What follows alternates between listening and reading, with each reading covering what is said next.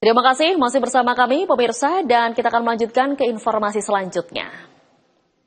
Pemirsa, Kementerian Hak Asasi Manusia menegaskan bahwa program pembinaan anak-anak bermasalah oleh militer yang digagas Gubernur Jawa Barat Deddy Mulyadi tidak melanggar HAM. Program ini dinilai Kementerian HAM tidak menyakiti secara fisik atau corporal punishment.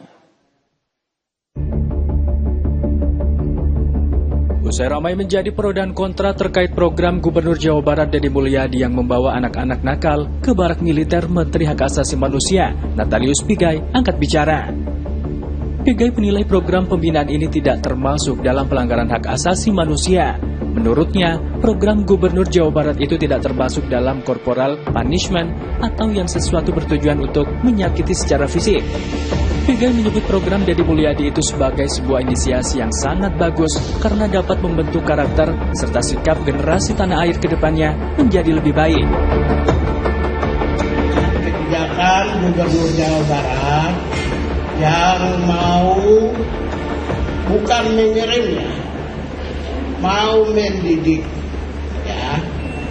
mau mendidik anak-anak nakal di barak tentara. Dalam perspektif HAM, saya pertegaskan tidak melanggar HAM. Karena apa? Kalau itu tidak dilakukan yang disebut corporal punishment. Corporal punishment itu adalah sebuah hukuman fisik yang selama ini sudah ribuan tahun berlangsung, di mana ada pendidiknya memberi hukuman kepada yang dididik dengan cara yang agak sedikit bertentangan dengan prinsip. Misalnya cubit telinganya, dipukul tangannya supaya dia disiplin. Sepanjang tidak melakukan corporal punishment yang zaman dulu di sekolah kami yang sudah senior ini, kalau guru mau didik kami kan cubit telinga, dia pukul, atau pukul kakinya supaya kami disiplin atau supaya kami robah. Itu namanya corporal punishment. Boleh lihat di Google supaya lebih jelas. Kalau itu menurut saya, keyakinan saya, di Jawa Barat itu bukan corporal punishment, tapi mereka mau dididik mental, karakter, dan disiplin, dan tanggung jawab. Kalau pendidikan yang berorientasi pada pembentukan disiplin, pembentukan mental, pembentukan karakter, dan pembentukan tanggung jawab, maka tidak melanggar HAM dan kami mendukung pemerintah Jawa Barat. Sebelumnya Gubernur Jawa Barat Deddy Mulyadi menggulirkan program pembinaan anak-anak yang bermasalah dengan mengikuti pendidikan di barak militer. Langkah ini diklaim untuk mendidik dan membentuk karakter anak tersebut. Selanjutnya kita akan tampilkan yaitu sebuah grafis polemik pendidikan anak di barak militer atau anak nakal ini pemirsa. Berikut ini.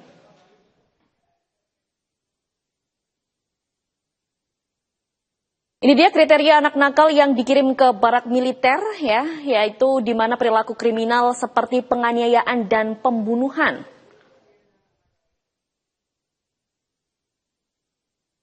Dan juga perilaku kriminal seperti penganiayaan dan pembunuhan, begitu pula juga selain itu ada dengan kriteria pecandu tawuran, alkohol, dan game berlebihan. Tidak ketinggalan dengan kriteria yang mungkin disinyalir akan dikirim ke barak militer, yaitu adalah anak dengan pembangkang orang tua dan suka mengancam. Selain itu juga ada kriteria yang dimana sering membolos sekolah dan pembuat onar di sekolah atau masalah di sekolahnya.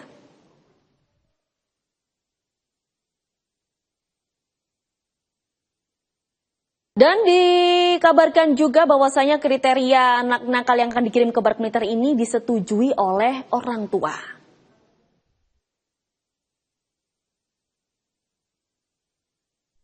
Dan masih terkait dengan polemik anak nakal yang akan dikirim ke barak militer, tentu saja kita akan hadirkan dua narasumber kita yang sangat luar biasa, yaitu Bapak Ali Musa, pengamat dunia pendidikan, dan Ibu Riza Wahyuni. Jadi Bapak Yusa dan Ibu Riza selaku psikolog anak. Halo, selamat petang Bapak dan Ibu. Selamat petang, Mbak. Assalamualaikum Bapak Ibu, ini memang polemik anak nakal yang akan dikirim ke barak militer menjadi sebuah obrolan yang sangat hangat di Indonesia sekarang, terutama anak-anak yang mungkin dalam kriteria nakal ini tadi. Mungkin kita terlebih dahulu ke Bapak Yusa. Bagaimana Bapak Yusa selaku pengamat pendidikan mendengar adanya keputusan, apalagi statement Bapak Dedi atau Bapak Edi selaku Gubernur Jawa Barat ya, yang ingin mengirimkan anak nakal ke barak militer ini, Pak Yusa? Iya, sebuah tawaran solusi yang saya pikir harus diambil dengan hati-hati dan sangat bijak agar tidak menimbulkan satu, bahwa militer atau barak militer merupakan satu-satunya tempat terbaik dalam melakukan pendidikan bagi anak-anak yang memiliki masalah. Saya nggak tahu tadi kalau disebutkan dalam berita sebelumnya bahwa anak-anak nakal ini kriterianya kok sangat luas. Ada anak-anak yang berhadapan dengan hukum dan anak-anak yang mungkin kreativitasnya tidak bisa dipahami oleh para pendidik. Jadi saya pikir ini juga harus diklarifikasi dengan baik. Jangan sampai anak-anak yang punya kreativitas sangat baik hancur ketika masuk ke barak militer dan anggapan bahwa barak militer adalah satu-satunya tempat terbaik untuk pendidikan. Karena saya tetap beranggapan bahwa pendidikan yang terbaik itu adalah pendidikan dari keluarga. Sehingga yang harus diperbaiki sebetulnya keluarga dari anak-anak tersebut. Bagaimana keluarga itu bisa membina dan memberi contoh baik bagi anak-anaknya. Seperti itu. Oke, jadi lebih spesifik lagi ya Bapak Yusa ya, terkait dengan spesifik apa anak nakal ini yang harus dikirim ke barak militer itu kalau tadi ya Pak Yusa ya. sangat lebar sekali. Anak-anak yang boleh sekolah tetap dimasukkan sebagai anak nakal. Kemudian anak-anak yang berhadapan dengan hukum itu juga dianggap sebagai anak nakal. Ini kan jadi bias ya. Sementara pendidikan orang tua itu adalah pendidikan dasar dari sebuah pendidikan yang dari sebuah persekolahan yang ada. Jadi anak-anak nakal ini kan dianggap nakal ketika di sekolah.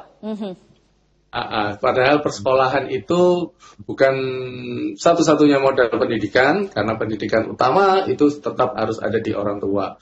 Jadi sebaiknya memang yang harus digali sebelum memasukkan si anak itu ke dalam barak militer untuk menerima pendidikan militer, itu satu sebetulnya. Apakah pendidikan dasar, pendidikan di keluarganya sudah memang cukup tidak baik?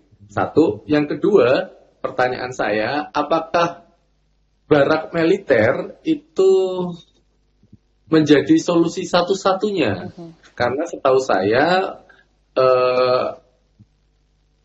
militeristik ini juga tidak punya muatan untuk membangun karakter yang lebih baik.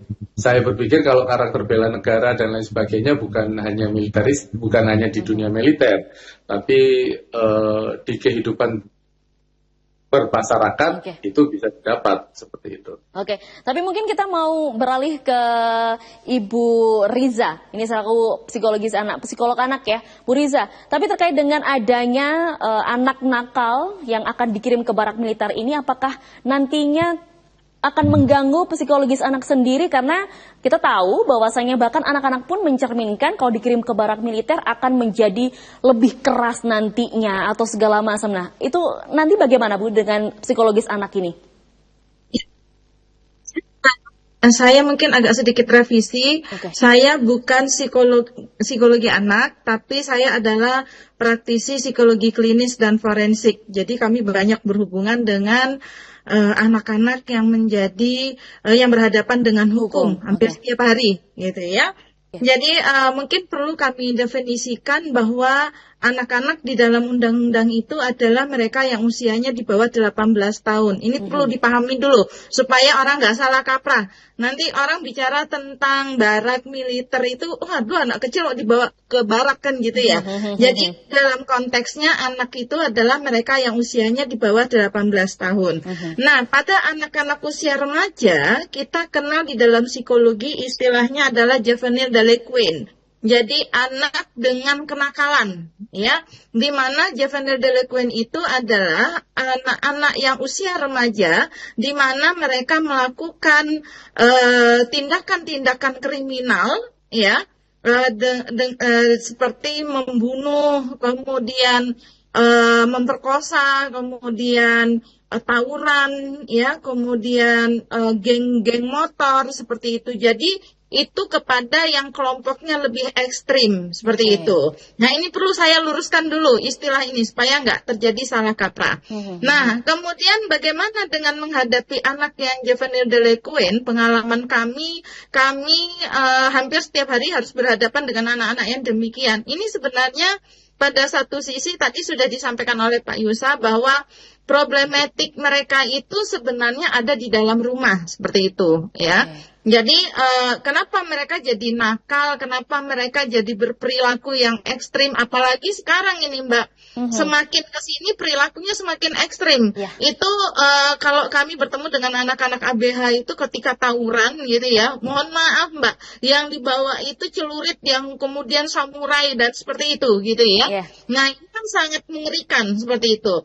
Nah, ini yang kemudian kalau ada ide memasukkan ke barak, sebenarnya kita bicara barak di dunia militer karena kami dulu adalah Satgas Perlindungan Perempuan dan Anak.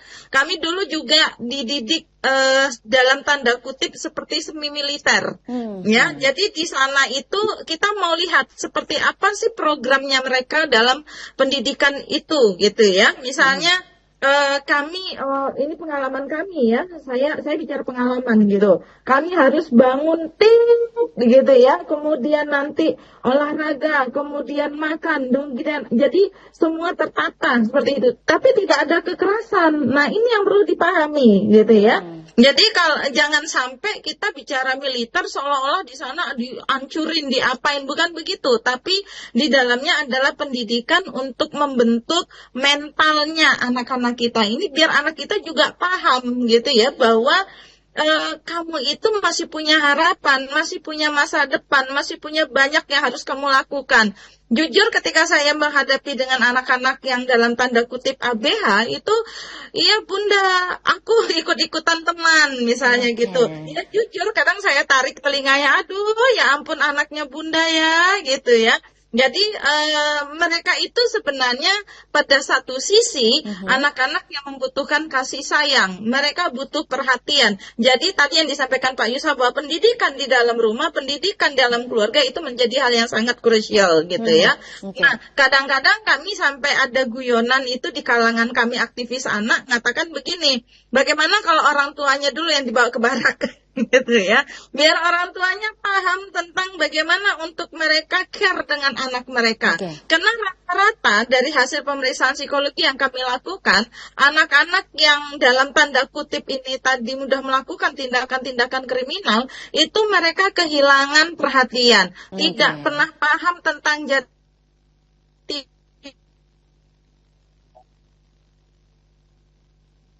hanya sekedar dibentak Mbak, tapi mereka disiksa, mereka tidak mendapatkan akses untuk kehidupan seperti anak-anak lainnya, ya. Kemudian bahkan kami menemukan juga anak-anak ini, beberapa dari mereka yang melakukan itu dia sering mendapatkan kekerasan dari lingkungannya seperti itu. Oke. Nah, jadi artinya kita perlu pahami dulu makna dari pendidikan ala militer itu seperti apa Oke, gitu. lalu Bu Risa, seputar dengan pendidikan atau parenting yang diluapkan oleh kepada anak, yang dimana anak dalam tanda kutip ABH ini, sebenarnya dari beberapa tahun terakhir ini memang banyak orang tua mengandalkan yaitu parenting VOC, dalam tanda kutip parenting VOC untuk anak-anak yang memang sudah melampaui nakalnya. Nah, itu bagaimana Bu Risa? Apakah memang parenting VOC yang disebutkan beberapa orang tua zaman sekarang itu memang dibutuhkan khusus untuk anak-anak nakal, atau bagaimana sih sebenarnya pendekatan untuk mengatasi anak-anak nakal ini tadi Bu Risa?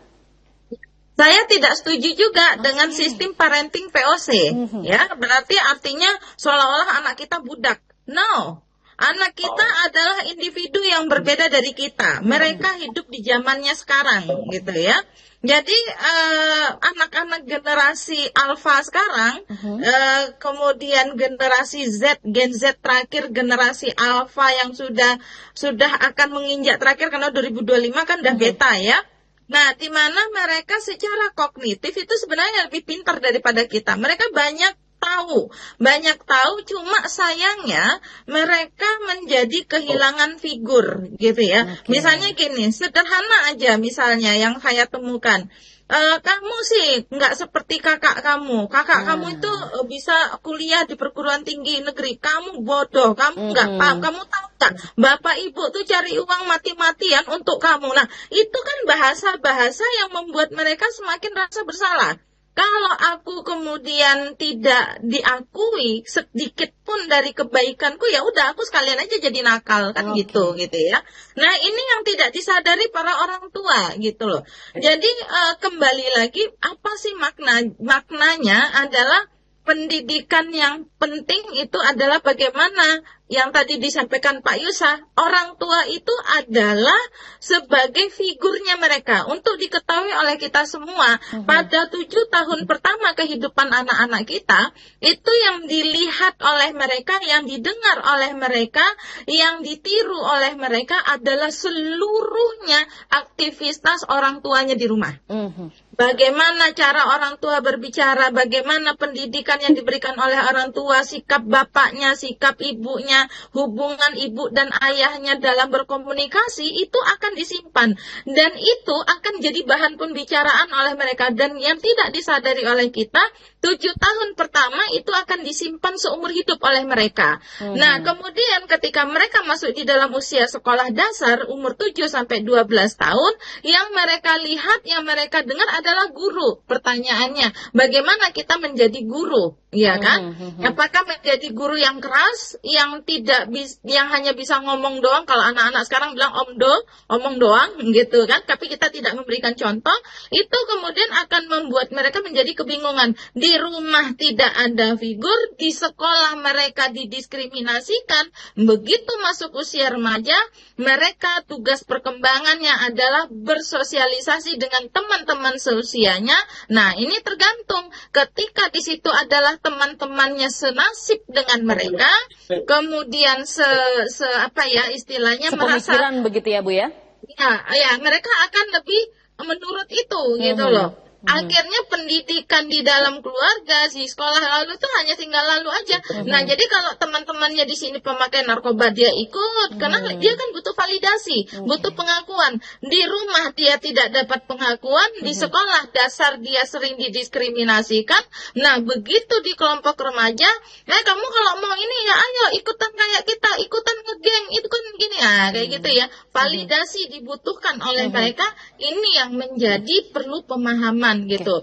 Jadi artinya apa? Perlu kita telaah kembali pendidikannya seperti apa sih di barak itu gitu ya. Kayak apa sih programnya, modulnya seperti apa, itu yang harus kita diskusikan. Jangan sampai terjadi kekerasan lanjutan pada anak di barat, di sana malah anak-anak kita mendapatkan penyiksaan. Kan ini bahaya sekali gitu. Oke, mungkin kita mau beralih dulu ke Bapak Yusa. Mungkin Bapak Yusa sendiri selaku memang pengamat dunia pendidikan, sebenarnya apakah dengan dengan kebijakan ini? Kalau misalkan kebijakan ini disamaratakan atau dilakukan di seluruh Indonesia, apakah ini sebagai sebuah pertanda gagalnya sebuah pendidikan di rumah dan sekolah? Dan sebenarnya melalui pendidikan seperti apa sih Pak Yusa, menurut Pak Yusa, yang lebih baik lagi daripada barak militer untuk memasukkan atau mendidik anak-anak nakal yang memang sudah tergolong melanggar hukum, atau bagaimana ini Pak Yusa? Ya, saya tanyakan bahwa bagaimana kurikulum dan pendekatannya kepada anak-anak yang berhadapan dengan hukum. Saya pikir apa yang dilakukan oleh Pak Dedi, saya mencoba untuk memahami bahwa daripada anak-anak itu dimasukkan ke lapas anak, maka dapat diselesaikan terlebih dahulu dengan melakukan pendidikan di barak militer. Nah, barak militer, kata barak militer, apakah barak militer yang sesungguhnya, ataukah pola pendekatan militerisasi yang dilakukan dan lain sebagainya, ini juga masih belum selesai, belum final. Artinya dinas pendidikan, dinas sosial, dan lembaga pemasyarakatan anak juga belum sampai ke arah situ. Saya pikir ini kan baru wacana baru yang memang ketika dikritisi ini jadi masukan-masukan untuk menjadikan solusi yang terbaik.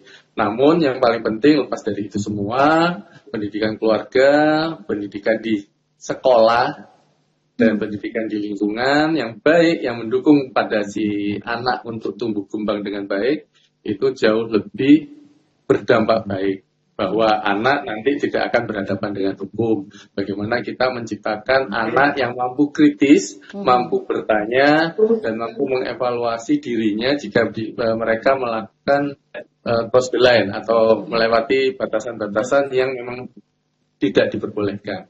Saya pikir pendidikan yang utuh sejak anak-anak ini belajar, ya, ini yang harus kita ciptakan bersama. Seperti itu. Jangan lagi kita mencontoh hal-hal yang buruk, jangan lagi kita menganggap legacy suatu lembaga atau persekolahan menjadi suatu pride dari si anak, atau jadi menjadi legacy si anak, itu juga punya dampak yang tidak baik juga bagi si anak. Saya pikir mari kita bersama-sama untuk membangun pendidikan di rumah dengan hal-hal yang baik. Oke. Sekali lagi terima kasih Bapak Yusa dan Ibu Riza atas waktu singkatnya yang benar-benar berdialog. Ini kalau orang bilang adalah daging semua Bapak, tapi yang kita harapkan memang kita bisa mendidik anak dari keluarga terlebih dahulu, karena memang sekolah pertama anak adalah dari keluarga itu sendiri. Terima kasih sekali lagi Bapak Yusa dan Ibu Riza atas waktunya. Dan pemirsa pun kita nantinya masih akan ada informasi terkini lainnya. Jadi jangan kemana-mana, tetaplah bersama kami hanya di Update Petang.